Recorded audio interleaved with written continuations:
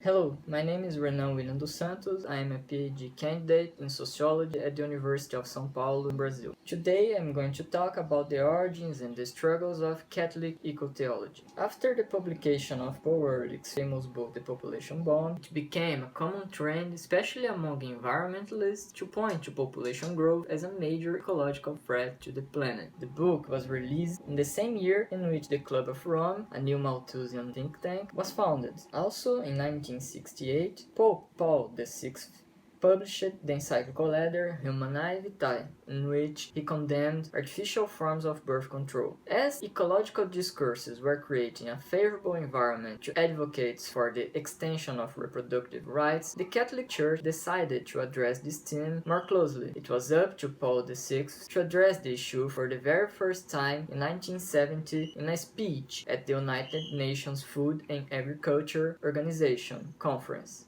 In his speech, he stated, open quote, "The progressive deterioration of that which has generally come to be called the environment risks provoking a veritable ecological catastrophe. In the face of the difficulties to be overcome, there is a great temptation to use one's authority to diminish the number of guests rather than to multiply the bread that is to be shared. We are not at all unaware of the opinions held in international organizations which extol planned birth control." End quote.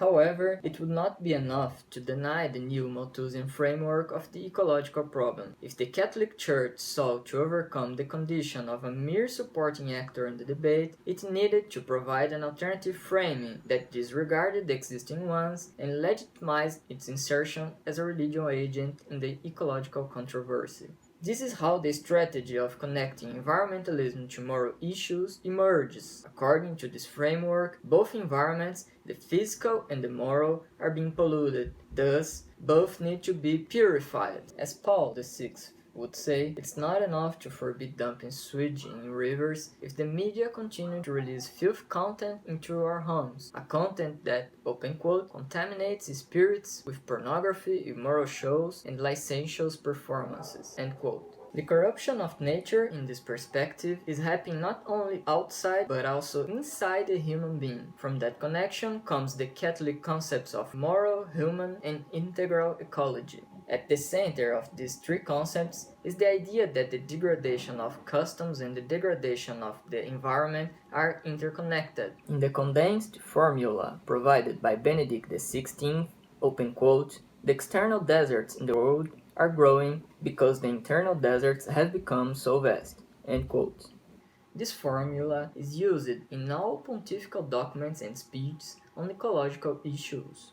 According to Pope John Paul II, open quote, we must go to the source of the problem and face in its entirety that profound moral crisis of which the destruction of the environment is only one troubling aspect, end quote.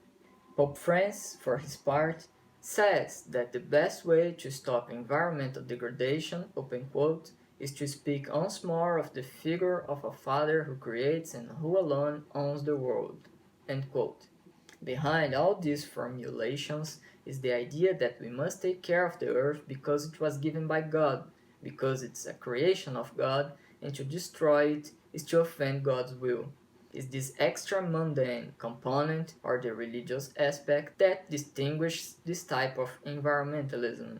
This religious aspect, however, is not like the pantheistic or paganist perspectives that Taylor describes as dark green religions. Despite using various expressions that would evoke a sacred vision of the planet, such as Pachamama, Gaia, and Mother Earth, Pope Francis, for instance, made it clear that the official Catholic ecotheology does not support the divinization of the earth. Not only the deification of the earth, but also the technicist objectification of the natural world is rejected by the official Catholic ecological framework. As in the controversy between capitalism versus socialism, the official Catholic perspective evokes a third way in which the ecological virtues inherent in Christian teachings would emerge. For those who accept this framework, the spread of Catholic teachings and doctrines is itself an ecological activism, because the alienation of these teachings and doctrines, in other words, the secularization, would be the real real root of environmental problems and all other problems in the modern world. This remodeling of causes and solutions to environmental problems has, therefore, the objective of rectifying or recycling the millennial and conservative discursive matrix of the Catholic Church. This would legitimize its insertion in the new arena of ecological themes, and, at the same time, it would serve as a modern weapon to attack old enemies such as secularization and moral relativism.